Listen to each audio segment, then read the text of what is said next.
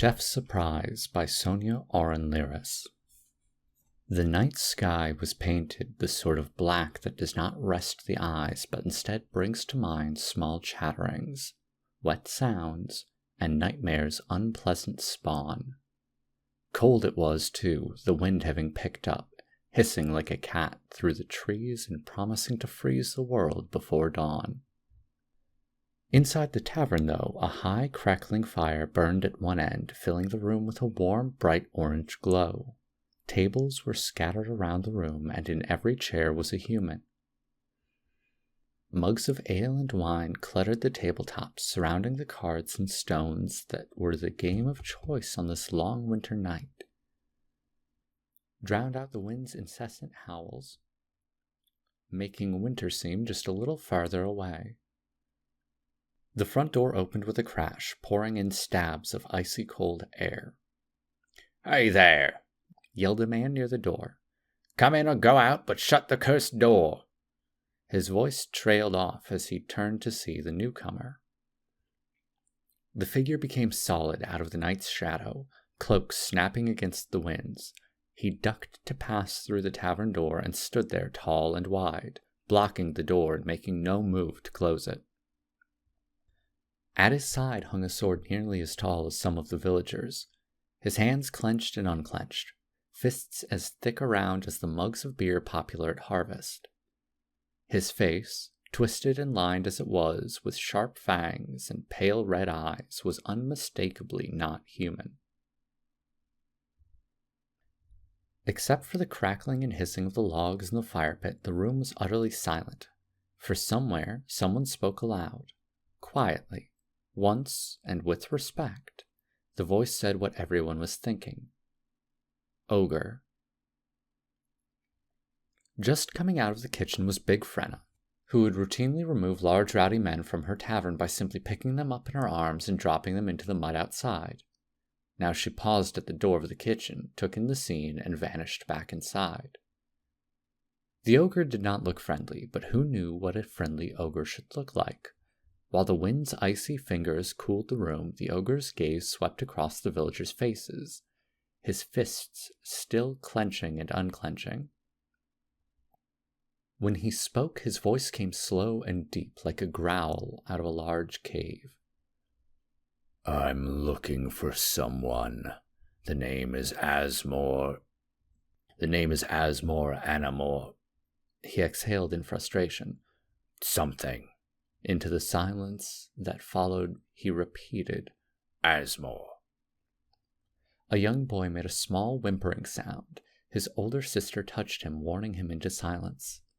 On the fire, a log shattered and fell in. The sound would never have been noticed in the usual din, with songs and yells and howls of outrage at particularly lurid jokes. But now when the log fell, villagers jumped. And then there followed a sound that froze the blood of many. Those old enough to be veterans of the wars groped reflexively for weapons long gone, sold off or left at home to rust as relics in this small, peaceful village. It was the sound of metal being drawn and taking a very long time to be done. The ogre's blade points seemed to float in the air. Every eye watched. Were those bloodstains along the edge? One sweep of the long blade and the ogre could take the 5 people nearest him. Another sweep and it would be 5 more. No one moved. Then, from the back of the room came the sound of chair legs scraping against wooden floor.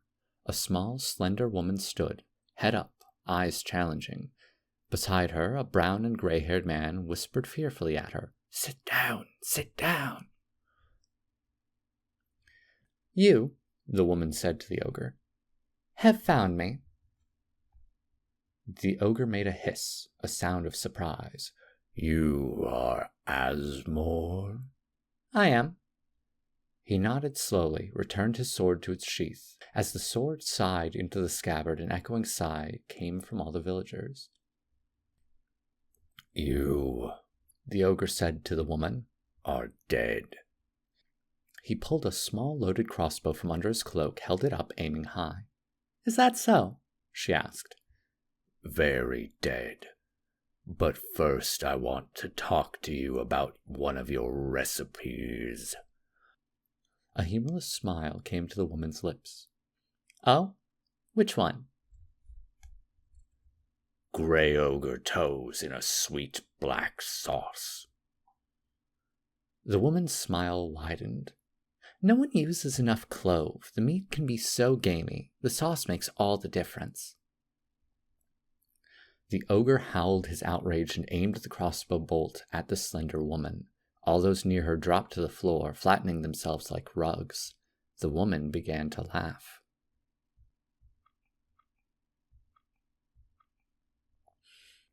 That summer's day so many seasons ago had been as warm and sweet as it could be, with soft breezes and deep scents of things quietly growing under a blazing sun.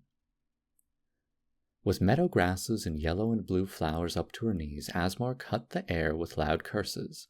Then, hand to her temple, she mumbled, "By the 1,000 hells, my head!" "Too much for you," chided a disembodied whisper in her ear. She ignored the voice, shielding her eyes from the sun as she searched the sky in vain. She cursed the wind now for having picked up at just the wrong moment, whisking away all her wasps. Their buzzing was audible but fading. Each of them was as big around as a man's skull, yet they still fled eagerly with the breeze.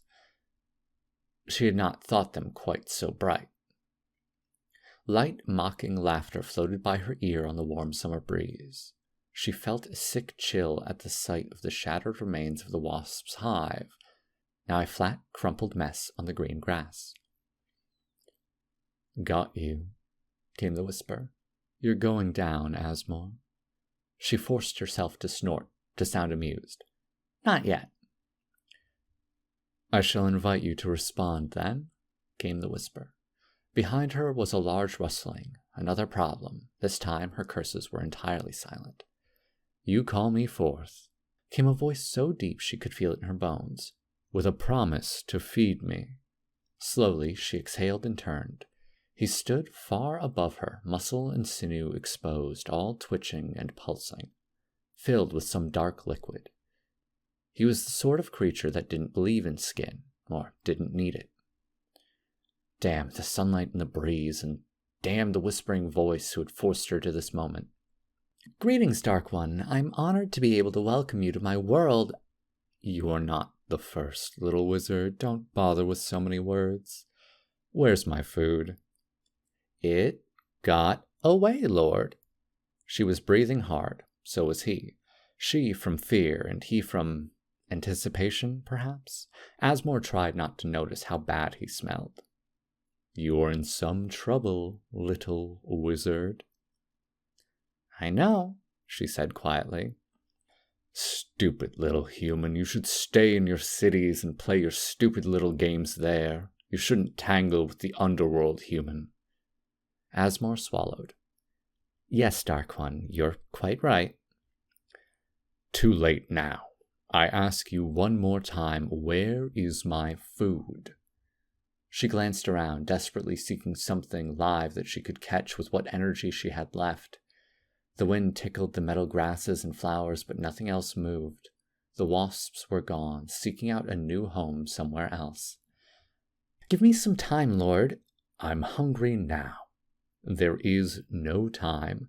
"Surely there's something I can offer you besides myself." She licked her lips. "You must be so bored with the same suffering day after day. I can tell stories. Ah, the places I've seen. I can tell you—" "I have all the stories I need. I like to watch small things suffer. Like you. Why else do you think I would allow myself to be summoned thus?" "Ah, you are clever, great lord." "And you are weak, little wizard." He chuckled, like the sound of rocks being ground together. "If I take what is rightfully mine, you will die, am I right?" "Please." "Yes, beg. You will beg and then you will die, am I right?" Her lips thin. "Yes." He smiled, revealing long teeth that trimmed something sticky and brown. Asmore brushed back sweat-dampened hair. "All right. No stories, great lord, but listen, I can turn spells, I can sing, I can weave 5 different kinds of rope braid. I am hungry. I can cook. You can cook what? Anything. Ah, he said slowly. Anything indeed. Certainly. I eat a great deal, and truly I grow bored age after age of the same food. Grub and potato stew, pressed kittens. If you can do better than that... I can. I'm an amazing cook. His eyes seemed full of white flame as he stared at her for long moments. You may have won yourself a second chance at life, little wizard. Asmore swallowed hard, forced herself to keep meeting his gaze. What are you offering? Anything is better than death, is it not, human? Many things are better than death. I want to make sure that what you are offering is one of them before I accept. He laughed, and the sound echoed in the ground below her feet. You are brave and foolish. You had better cook very well for all that nerve, little wizard. Here's the offer, then. 7 years and 7 days you will be mine. For that time, all that time, I expect to be amazed. If a day goes by in which I am less than amazed, I will eat you rather than what you have prepared. That doesn't seem quite fair. No, fair would be for me to kill you now, since you failed to keep your part of the bargain. I had food for you, Lord. My wasps escaped. That is your problem, and this is your choice. Life as my chef, or death as my dinner. Asmore rubbed her head, which ached terribly, and gave a long sigh. I think I'm going to regret this. Do you accept or not? I accept. He spread his wings a little and tilted his head back, showing the skinless muscles of his neck. Fish is good, he said. I've always liked fish, but I'm sick of elves and dwarves and goblins, and as for humans... He turned his glowing eyes back on her. I can eat humans, but I abhor asparagus. You should be taking notes, human. Are you ready to go? Asmore took a long look around at the green meadow, the flower-speckled hills beyond, and the blue sky above. She inhaled deeply the smells of summer. It could be a very long time before she would know summer again. As ready as I'm going to get. The scratching at her door turned into a click as the latch was turned, then a creak as the door was pushed open. Asmore grumbled, wished yet again for a lock or a binding spell. She rolled over in bed, pulling the thickly woven blankets up over her head. "Mistress," came the all-too-familiar voice, always irritating, even now when it was soft. "Go away, I'm not awake." "But you sound awake, mistress," said the voice, gaining both confidence and volume as the door opened all the way. 2 sets of long claws dragged across the floor. "Mistress, we hate to disturb your sleep, but the Dark Lord, He's hungry," came the second voice, equally irritating. "He wants an early breakfast." Asmore summarized her feelings on the matter into her pillow. "She doesn't wake easily," said the first. "Not at all," said the second. "Shut up," said Asmore. They were silent. Asmore sighed, sat up in bed, and regarded the 2 naked pinkish-winged creatures in the wan light that sufficed for daylight here in this strange land which the natives called, quote, our Lord's domain, end quote. One of the imps was slightly older and a bit larger. He had more veins shot through his translucent wings, making the wings a deeper shade of bruised violet. "I would think that after a year here it would become easier for her to wake up, wouldn't you?" the smaller one asked, wings folded back, leaning towards the older companion. "I would think so. But apparently not." "No." "Learn to whisper, imbecile pests." "Yes, mistress," said the first. "Yes, mistress," said the second. She threw the covers back, got out of bed, and stood looming over them. They looked up with bright eyes, their long ears twitching with uncertainty. The Dark Lord had assigned them to her, so they called her mistress. But there was never any questioning in her mind who they were really loyal to. Irritating. They were definitely that. In the years since she had arrived, she had learned a great deal about cooking, indeed had learned most of what she now knew, specifically about cooking for the Dark Lord. She had found out how much variety he liked and how much he could stand, and she always walked a careful line. Lastly, she had learned that to the Dark Lord a meal always meant meat. Fortunately, meat was everywhere. She turned to her dresser, pulled out clothes, and began to dress. "Imp stew," she said thoughtfully. No, not enough taste, and too stringy. Maybe I could use it to fill out a cream of serpent soup, or use shredded imp wings as a garnish for tonight's merfolk fillet. The imps glanced at each other, then back at her.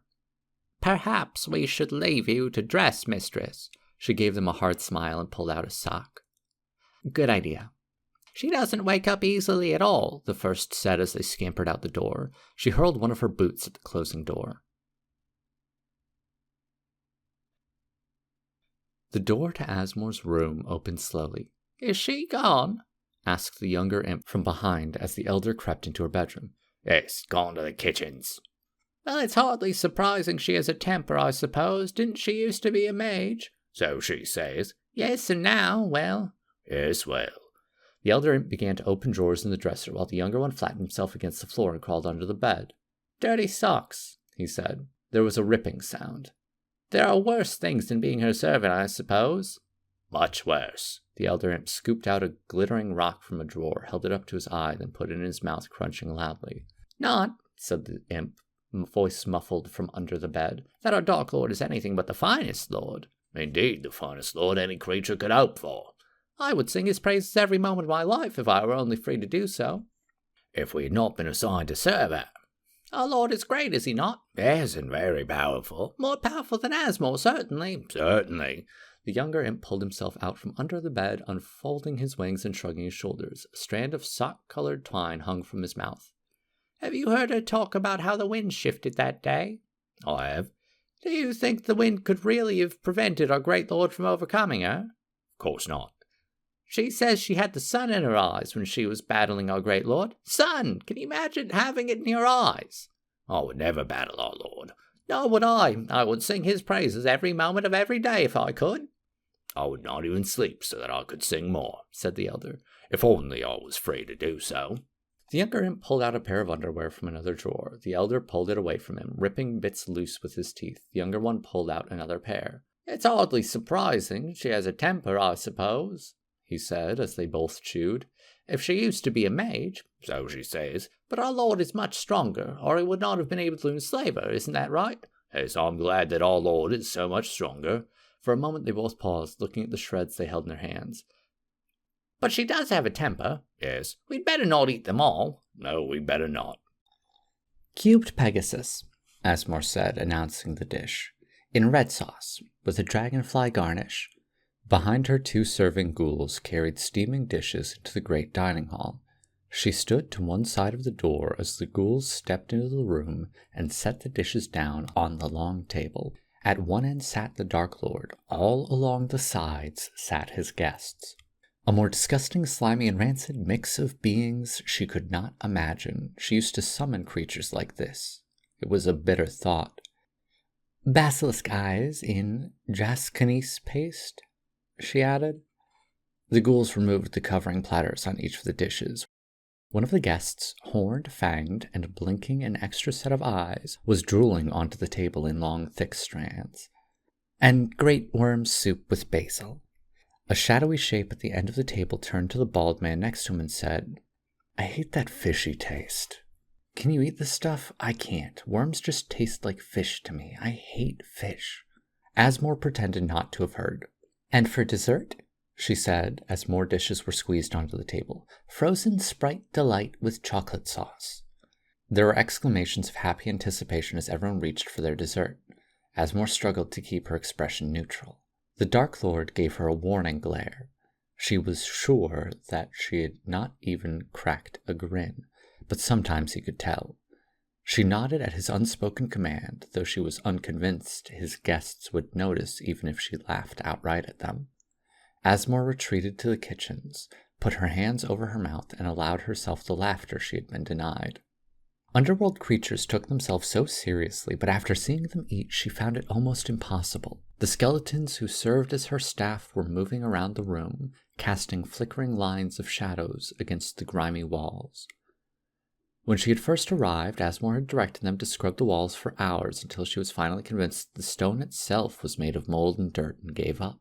Now one of them was wiping up a spill on the floor while another pulled a large pot from the stove and put it in the sink. At least the place had running water.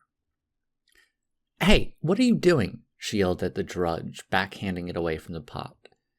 Their expressions never changed. "Cleaning, mistress." It hissed, wind through bones. "Well, stop it. That's dragonfoot marinating for tomorrow night's feast. You know how expensive that stuff is. Idiot." "Yes, mistress," the drudge wheezed, turning away from the pot. She grumbled, heaving up the big pot and put it back on the stove. Even so, aside from having kitchen help with the intelligence of, well, skeletons, having to live in this particular one of the 1,000 hells wasn't so bad. Indeed, over the 3 years she had been here, the worst of it had been the boredom. Planning meals simply didn't take that long. She ended up with hours each day to do nothing.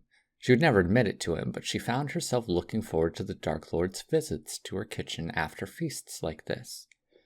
After a while, the Lord's guests were invited into another room for a show. Tonight's entertainment consisted of a double cage, one side of which held starved sprites, the other side bits of flowers and aromatic herbs, just the sort of stuff that the little creatures craved. Separating the cages was a dryad with a small hole drilled through her navel. The hole was big enough for the sprites to see their goal, but not big enough to get through. Yet. Asmore sighed and mentally began planning tomorrow morning's deep-fried dryad bark, which would be pounded into pancakes then doused in thick maple syrup. And if the sprites left any leaves, she could add stuffed dryad leaves to tomorrow night's dinner. But not as a main course. The key was variety. The Dark Lord got testy if he ate too much, too often, of any one kind of critter. Now her drudges were standing around motionless. "Get out there and clear the dishes. And I don't mean onto the floor this time. Bring them back in here." They moved, sluggishly at first, then faster as she growled at them. Two bounced into each other, clattering against the walls as they tried to get out of the kitchen. There were just no two ways about it. You couldn't get good help in hell. When the Dark Lord at last strode in from the other kitchen's entrance, Asmore was struggling to teach the drudges yet again, they were constantly forgetting, how to wash dishes. His wings brushed the kitchen's high ceilings and swept the floor, his bulk nearly filling the room. The drudges folded themselves into corners, confident that Asmore would not object to their idleness while she was engaged with the Dark Lord. He looked around, his eyes glowing in the flickering light. "Another fine meal, Asmore," he said, his voice like the sound of small rocks being pressed for a strange wine. The howl of a banshee echoed distantly off the edges of the room like the sound of a knife being sharpened on stone, only much louder and an octave higher. "Can't you control your creatures?" He gave her a strange look, but then all his looks were strange. "I like the sound. I find it relaxing after a fine meal." She glanced at the dishes in the sink, all of them picked clean. "No leftovers again. Your guests are pigs, Vincent." "My guests have a good appetite, chef. Yes, another fine meal. How do you do it, human?" "Desperate fear," she drawled, stifling a carefully planned yawn. He grinned, or at least that's what she thought it was, when he showed so many of his teeth all at once. Or perhaps that was the expression he used to frighten his prey into submission. "Come now, little chef, you have a special way with food. When I first brought you down here, I had no idea what you were capable of. I admit that I thought you were lying about being able to prepare edibles. I assumed then that you would say anything to save your little life." "I would have. In fact, I did." He brushed away her words with a gesture, long claws leaving traces in the air. "You made good on your word. I am pleased with your efforts." She shrugged. "Come now, chef, can you not find it within yourself to even say thank you, Lord?" Asmore made a thoughtful sound as she picked a bit of horse meat from between her teeth with her nails. She was considering becoming a vegetarian. "I don't remember making a deal that included my groveling to you, Vincent." "And a good thing, too. You're lucky you're so good with food." "Of course I'm good. I'm still alive." "And will be as long as you keep doing such splendid work." "I live in fear," she said dryly. "It's a shame I can't eat you for lack of respect." "How you must suffer. And besides, who would prepare me? I'd be stringy, tough, and quite bitter, I assure you." "I believe you, and it would be a shame to lose your fine cooking. Not quite worth the satisfaction, but I must tell you, Asmore, I do worry." She snorted and took the bait. "About what?" "About what I will eat when you are gone. In some 4 years, I will have to find myself another chef. Clearly I cannot go back to the tripe to which I have, by your hand, become unaccustomed. Perhaps, if you were to somehow record how you make these dishes of yours, it might save me effort when I begin to train my next chef. And save some chefs their lives as well, maybe. Indeed. Have you considered recording your recipes? I would be happy to provide you with materials, quite durable materials, ones that are only found in the underworld. It would be a testimony to your prowess. A cookbook. That could, she reflected, be a fun way to use her free time while she was stuck in this dark servitude. She made a doubtful noise. It sounds like a lot of work. I will assign ink imps to write for you. All you need do is dictate. Ink imps. She had seen the strange creatures, regurgitating black goopy stuff onto their flabby bellies and then dipping pointy nails in the foul stuff to scratch words on vellum. Whatever. Idiots they were, good only for translating speech into little scratching sounds. I will need 20. 20 imps? What for? I'll write you your cookbook, Lord, she said, pointedly using his title, but only if I can have 20 copies made. Then I'll sell the extras and keep the profit for when I get out of this hellhole. He considered, then nodded. I accept. I'll start on it when I feel like it. Some might say, thank you for your generosity, my lord. Doubtless. His lips pulled back again, revealing long, sharp teeth. Another fine meal, Asmore. I look forward to a breakfast to rival even this feast. She met his glowing eyes. You'll have it. I am sure, and tomorrow night I'll have a handful of demons as guests. Something tasty, chef. Barbecued throat wolf ribs with cornbread and baked beans. His eyebrows raised. Throat wolf? How did you manage that? Almost anything can be had for a price, Vincent. Very true. I shall look forward to it. Good night, chef. Good night, Vincent. Under the wan midday sun, in the Dark Lord's domain, tucked away in a crevice halfway up the side of a cliff, sat 2 imps crouched over a small bag of swamp slugs. The elder imp picked up a slug, pressed it tight between sharp long nails. The slug contracted, trying to fold itself. The imp put it in his mouth, teeth squeaking as he chewed. Do you remember, the younger one asked as it fingered a slug idly, when she was working on a sesame hydra salad, chopping up the mushrooms and pecans, and the baby hydra slipped out of the cage and tried to make a run for it? I remember, the other said, mouthful of white slug meat. The thing never even went into the pot. There wasn't even enough of it left when she was done with it. I remember. Asmore certainly knows how to use sharp knives, don't she? Yes, the elder said crossly. I said that I remembered, didn't I? Sorry. The younger picked out a slug, held it up to his eye, sniffed it once, and put it back. Do you think Asmore will be very upset? The elder took another slug, grunted, tossed it down his throat, and swallowed. About the books not selling, you mean? 2 of them sold. In 5 months. That's not good, is it? No. Then Asmore will not be pleased. I doubt it. Will she be quite upset, do you think? I fear so. Who will tell her, do you think? Not I. Well, not I. Neither of us, then. It's not our task to tell her, is it? I hope not. Someone will tell her, though. Someone will have to. But not us. I hope not. If Asmore finds out, she'll be furious, won't she? I think so. The younger imp let out a sigh. I'm tired of swamp slugs. I am too. Asmore will be expecting us soon to wash her clothes and polish her boots. Should we be getting back? Yes. The elder imp reached for another slug, wrinkled his nose, shut his eyes, and put it in his mouth. Perhaps, said the younger. Just a little while longer. Yes, said the elder, swallowing with distaste and reaching for another. A little while longer. There was a bad moon out tonight, so the Dark Lord was in a fine mood, which was fortunate because Asmore was not. She stood at the kitchen counter, punctuating every word with a squeezed lemon as she lectured 2 ghouls and a drudge. You are idiots. Half the babies are sick. The others are dead and rotting. There are 2 carcasses that I can use. You know how many of your Dark Lord's ravening, disgusting guests that will feed? I should use you instead. They watched her attentively, fearlessly. She wouldn't use them, of course. They had no meat. Sometimes she suspected that the Dark Lord had arranged for just such help so that she would not be tempted. She hurled the lemon across the room, where it bounced off one of her imps, who had just scraped into the kitchen, its wings folded tightly into a shield. "These," she said through clenched teeth, "are lemons." She took a deep breath, forced herself to calm. "You squeeze them into this bowl here, not onto the floor like last time, understand? No seeds, no pieces of lemon rind, and no mud. Wash your hands first." They all stared at her blankly. "Now!"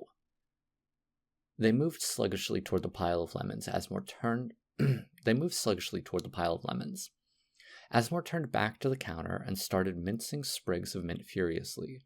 Maybe if she used enough mint in the sauce, the Dark Lord would not remember that he had had Gasman Ogre tenderloin just last night. "Mistress," came a small voice from behind her, small and incessantly irritating, and deferring, too deferring. That meant that something was wrong, and she didn't need it. Not tonight. "What?" "Perhaps we should come back later," the first imp said. "Yes," agreed the second. "We will come back later." She rounded on them, knife in hand, fury threatening to boil over inside. A spell almost came to her lips, but she swallowed it. The Dark Lord would not forgive her if she used her mage's abilities in his domain. He could afford to be quite vindictive in his own realm, with his power greater than she could hope to match. "I do not have time for your little impish games. Tell me fast, or I'll make you the main dish tonight." The imps paled, eyes on her knife. "Your mother bought one," the younger imp blurted out, taking a step back right into the elder imp, who put his hands firmly on the younger imp's shoulders, holding it between him and Asmore. Her mind was still half on the meal. Would the lemon sauce clash with the stronger taste of the ogre and mint? Would the Dark Lord's guests notice? He would, and that was what mattered. Maybe more marjoram on the banalish babies. "What?" she asked the imp, trying to understand. "The other was bought by our gracious lord," said the elder imp from behind the younger. "That's all in 6 months, mistress. No other cookbooks were sold." "You," she called to a drudge, "check to see if we have any Vidalian caviar left. That would hold him for a little while. And just look, don't touch anything." She looked back at the imps. "My cookbooks haven't sold." "No, mistress." "But why not?" "We don't know, mistress." "Perhaps because most cannot read, mistress." "Imbeciles, half-wits, I don't believe it. All that work, all that effort for nothing?" With a cry, she hurled the knife across the room where it sunk deep into the wall. Every creature in the kitchen froze. Asmore stood a long moment, clenching her now empty hands into fists. Finally, she turned a coldly furious gaze on the trembling imps. "Burn them," she said quietly. "Burn every one of them." "Mistress? Which word don't you understand? Aren't your ugly ears big enough already? Perhaps I should stretch them." She reached past the knives for kitchen clamps. "We'll burn them, of course, mistress." "As you say, mistress." "Now." The imps scrambled over each other to get out of the room. The ghouls and drudges turned empty stares onto her, their hands falling limply at their sides. "Bone stew," she said simply. They turned back to their lemons. Tonight the Dark Lord dined alone. Since it was a smaller meal, she saved herself the trouble of dealing with kitchen help and served him herself. "A tog pâté on honey-soaked ironroot bark," she announced. He frowned, looked suspiciously at the dish. "It's only the liver, Lord, which is quite edible. It's the rest of the critter that tastes like sawdust and grease." Or so the imps had gleefully told her when she had given them pieces to taste the day before. At least nothing went to waste around them. She put down another dish. Crisped Sarah angel wings, breaded with crumbled bees. Shannon salad. "Ah, and dessert?" Sugar-frosted cockatrice giblets in marionberry sauce. "Ah." Asmore backed into the kitchens, beginning to clean. A short while later, the Dark Lord joined her. "A little over a year left. My time with you grows short, Asmore." "It sure does," she smiled. "I shall miss you, Asmore, more than I can admit." "I wish I could say the same." "I've always liked that about you, how you don't show me false respect. You've done good work, you know, Chef." "Yes, I know." "And no false modesty. Admirable." She glared at him. Good meals. No, fantastic meals, Asmore, year after year. You will understand if your praise does not mean to me what it does to your many subjects. Of course, little human. I will not be your little human for much longer. No, indeed. Have you given thought to what you will do after? You could stay on. I would pay you well. She brushed her trousers, trying to get rid of the black dust that seemed to be everywhere down here. You could not pay me enough. I thought you might say that. He picked up a small hard pod from a bowl. What are these? Pepperberries, for cheddar and dragon egg omelets, tomorrow morning's breakfast. The Dark Lord made a happy sound through his teeth, his lips pulled far back, showing a hungry smile. Breakfast. What a lovely word. The deepening twilight cast fuzzy shadows across the two imps in the cliff's crevasse. Together they crouched over a small bag, not full of swamp slugs this time, but of envelopes. They watched it fearfully, as if it might move and bite. Do you think Asmore will be the least bit flattered? No. But didn't she want the book to be popular? Not in the overworld, not, I think, to be shown about by a zealot as an example of the wickedness of the underworld. She'll be very upset then, you think? I think so. Surely it was not our fault that the line to the incinerator was so long that day. No, surely not. And not our fault that the garbage chute spat the books up into the overworld. Or that the books were not even singed from the molten lava. We could not have known. For a moment they were both silent, staring at the letters in the bag. Then the elder imp reached in and pulled out an envelope, which he held between long nails. He turned it over, his eye up close to the vermilion circle of wax. The Imperial Elven Circle, he said. Perhaps Asmore will be flattered after all. Do you think so? No. He put the envelope back into the bag, took another. The Dwarven High Council. Do you think if we give her the bag, she'll figure out what happened? Yes. Perhaps she'll be forgiving. I don't think so. Then what shall we do? Perhaps Asmore does not yet have need of these missives. The post is often delayed, is it not? Often, sometimes long delayed. When her time here is over, she may be in a better mood. Perhaps then she will find the attention of the overworld's lords flattering. Perhaps under the sunlight of her own world she is a sweet and forgiving woman. Perhaps we should bury the mail now for safekeeping. Here? Unless you feel that we should give it to her. I do not wish to. Nor do I. Then you think that Asmore can wait for these letters? Yes, said the elder imp, beginning to scratch a hole in the back of the cave. I think Asmore can wait. Asmore surveyed the room where she had slept, woken and dressed every night for 7 years and 6 days. Was there anything here worth taking? A knock came at the door. For the first time, the Dark Lord entered the room, his wings brushing the high ceiling. There was a good reason that all the ceilings in this palace were so high. Tomorrow's dawn comes quickly, he said. Are you ready to end your stay in my domain? More than ready. He looked around the room. All packed? What is there to pack? I came with the clothes on my back. I have had clothes fashioned for you during your stay. Don't you want to take any of them with you? They all stink of hell and are full of dirt that never comes out. He nodded. Yet you went through them quickly. I never knew humans used up clothes so fast. They kept disappearing. Maybe my imps were stealing them. He made a thoughtful sound. Asmore, I want to say about the cookbook, I am grateful. Your book will save me from eating slime muck when you're gone. She snorted. If your underlings had your taste, I might have sold the rest of them. You were just aiming at the wrong market, little human. What? He laughed a moment, then sobered, staring down at her. You would honor me to stay. I could make it worth your while. She snorted, shook her head. I doubt it. And why should I want to stay here in this disgusting little hell, which is just one of many, many disgusting little hells? Do you think you can soften my heart with flattery, woman? He chuckled. But consider, even my disgusting little hell could provide a great deal of power, both in underworld and overworld, to my reigning queen. Queen? She looked up at him, let her gaze fall all the way down to his feet, each longer than her forearm. She looked up again. What are you saying? The offer will not stay open long, she exhaled. Vincent, Really, that's very... He smiled wide, showing many sharp teeth.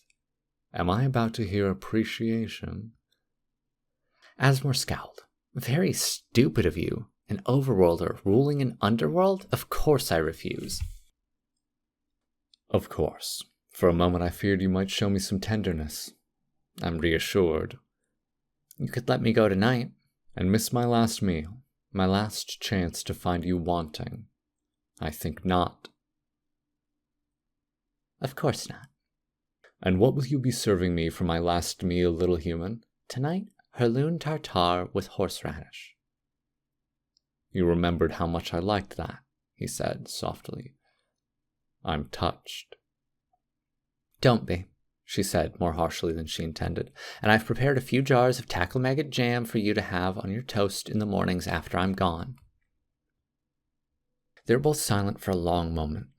Will you join me for dinner tonight, Asmore? As a guest or main course, Lord, he chuckled. Depends on how tender the Minotaur is. Then I'd better make the horseradish extra strong. To cover the bitter taste of human? So you won't forget me, one way or another. Not much danger of that, and now I will leave you to your preparations. He strode to the door. Oh, I have something for you. My demons came across it last month. He held out a small dirt-covered bag. What is it? A bag full of letters, addressed to you. A little delayed, I'm afraid, but I think you'll find them interesting. The road was a dusty, lazy companion, leading her past long stretches of golden fields and lush orchards. Asmore inhaled the smells of summer, of fruit and vegetables, of farms and dust. She had taken off her shoes and tied them over her shoulders along with the bag of letters that she had yet to open. These things could wait. Wait for the bright day to wash away her memories of the dark world and the sentence she had just finished serving. In time, she reflected wryly. She might even come to view that service with fond nostalgia, remembering the great Dark Lord and his appetites, the irritating little imps who had at the very least seen her off with a shy wave and wishes of good luck in her next job, whatever that meant. She rubbed her sunburned nose, adjusted her new hat. She had traded a magic flea ward for new clothes a few villages back, exercising her mage's energy again after so long. But for now, it was enough to simply drink in the scents of the overworld, to taste the sun's hot touch, to feel the ground beneath her feet. She could not imagine anything, not even the occasional stone that bit into her tender feet, or the pain of her red nose, disturbing these sweet moments. A shadow passed over her, then passed again, larger. She looked up. The creature was slate black. It drifted down as if it were a feather finding the ground and not a winged animal made of stone. She had never actually seen one fly before, had never imagined that they would land as gracefully as birds. Once landed, the creature stood before her, tall enough that she had to look up. When it spoke, it was a deep, whispery voice. Are you the one known as Asmoranomardicadaistinaculdacar? It was rare to find one who knew her full name, let alone who could pronounce it correctly. Yes. I have a bone to pick with you, chef. Oh? Your cookbook has made me a hunted delicacy. I have had to destroy whole parties of orcs who had been erroneously informed that my flesh was worth more on the plates of the high courts than on my own bones. That is not good. I have other things to do with my time. Listen, my brothers and sisters and I are not happy with you or your book, chef. I am going to kill you. What? That doesn't make any sense. All the extra copies of my cookbook were destroyed years ago by my... She trailed off, then swore. There was a sudden sound, like stone cracking. Shadows danced across her face. Asmore ducked down hard and fast, where her head had been past a gargoyle's paw, not once or twice, but 3 times, each successively lower and much too fast. She rolled away on the ground and snapped up to her feet. She dove her senses deep, seeking her magic, but the spells wouldn't come. It was the wrong place, the wrong time, or she was just plain rusty. She might be able to call up a wind, but not much more. Wait, she cried out. Let me explain. No explanation necessary. We want you dead. She desperately tried to recall what she had written about gargoyles in her cookbook. This isn't what you think. Let me explain. Breathing hard, she jumped back as the gargoyle's paw cut air again, missing her by a finger width. Have any of your kin actually been caught? That is not relevant. We do not appreciate being advertised as food. By the moons and the thousand hells, wait!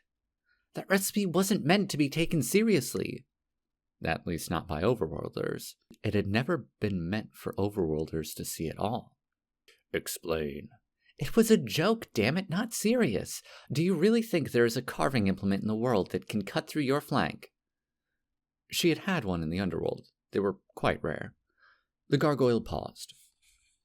It was, Asmore went on, pursuing what she hoped was an opening, intended to put other chefs to shame, because they could not hope to make the described dish, you see, to put the high houses to shame. I never thought that they would actually try to prepare honey-baked breast of granite gargoyle. That much was true. She herself had only done it once. It hadn't been any fun. The creature cocked his head at her, stone eyes blinking slowly. It was a joke, she repeated. What high house has eaten gargoyle? None, but they will keep trying. She forced herself to laugh. You see, it's hilarious. What fools! They disturb our matings and frighten our young. By now they are surely convinced that preparing the dish is impossible. They are probably so embarrassed that they will never set foot in your mountains again. You know how ground dwellers are. Foolish and cowardly, she swallowed. Exactly. I may even have helped you by putting the fear of your kind into them. That I doubt. Foolish creatures like you do not learn. She held her irritation in check. Yes, of course, exactly. After a long moment, he said, Accepted. You may live, but if you are lying, if our kind are sought again, we will come after you, my brothers and sisters and I, and the next time we will not let you change our intent with clever words. I understand. As he leapt, his wings cut the air with the sound of the wind through the high mountain crags. Only when he was a small speck on the horizon did Asmore let herself exhale. Without question, it was time to practice her magery again, to remember how to find the power when she needed it.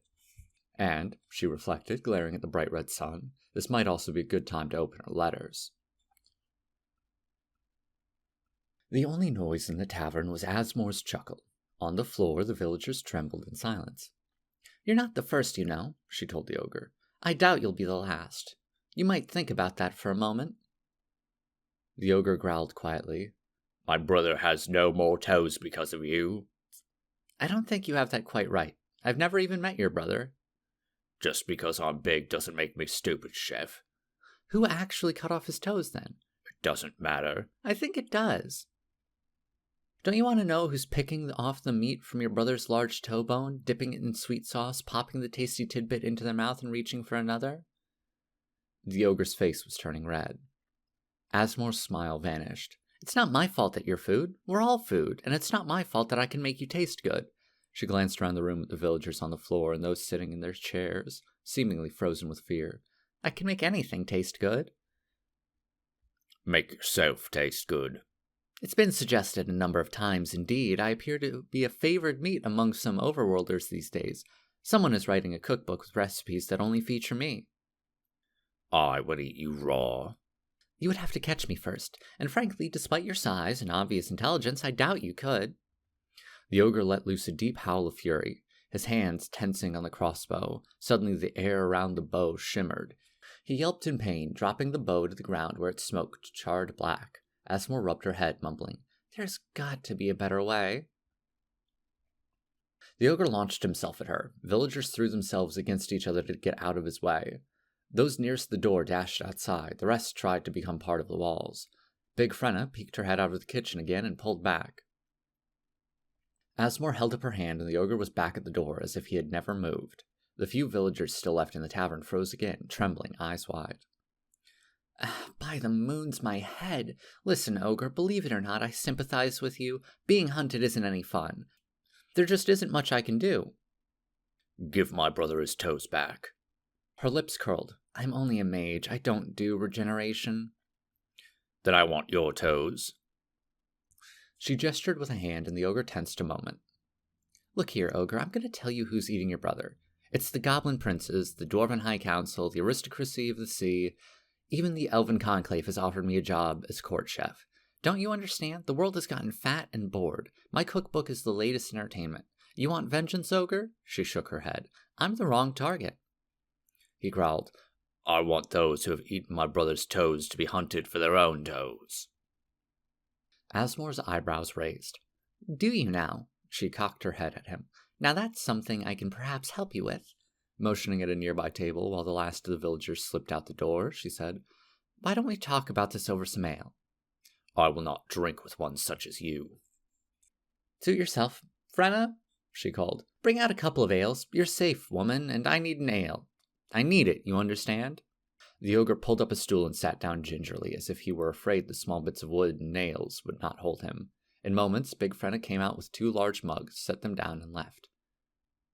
I don't know why I'm even talking with you, chef. She sighed. I understand you being upset about the grey ogre dish, but the real problem is those who are making my book popular, who are not, coincidentally, listed as main dishes. Why not? Because the Dark Lord was sick of them. They were standard fare for so many millennia, and he would rather have eaten swamp mud, and sometimes did. This is part of why those races' civilizations have succeeded so wildly over the last 100 years, I suspect. In any case, I think I can help you achieve your goal, but you're going to have to help me too. Why should you want to help us when just a little while ago you were cooking us? Everyone is food, she said wearily. And I'm getting tired of fighting rocks and dragons and gargoyles. Sea journeys are entirely out of the question these days. She rubbed her head. I'm a little too popular for my own good. But, he looked back at his smoking crossbow on the floor. You're a mage. And your brother is an ogre, big and powerful, and now he hasn't got any toes. No one is invincible. There's always a way to take someone down. It's only a matter of time. Listen, here's what I'll need. Get together as many of the other main dishes as you can and prepare yourselves to go around to all the big cities. You'll be selling a new book, which I'll arrange to have delivered to you when I'm done writing it. A new book? I suspect it will sell very well, but I am prepared to split the profits with you to make the deal even more attractive. What new book? I don't think I want to see you writing anything new, chef. You will want to see this one, I'm certain. It's a cookbook with some new recipes, ogre. Very new. He made a thoughtful sound. What, like maybe elf toes in green sauce? You have the idea, or perhaps goblin cobbler and sauce of most sincere zealot. He began to smile. I think, she said, that when the Underworld Cookbook Volume 2 hits the great houses, your toe problems will be over. He was nodding. Will you drink with me now, ogre? He laughed. Oh yes, I will drink with you now, chef.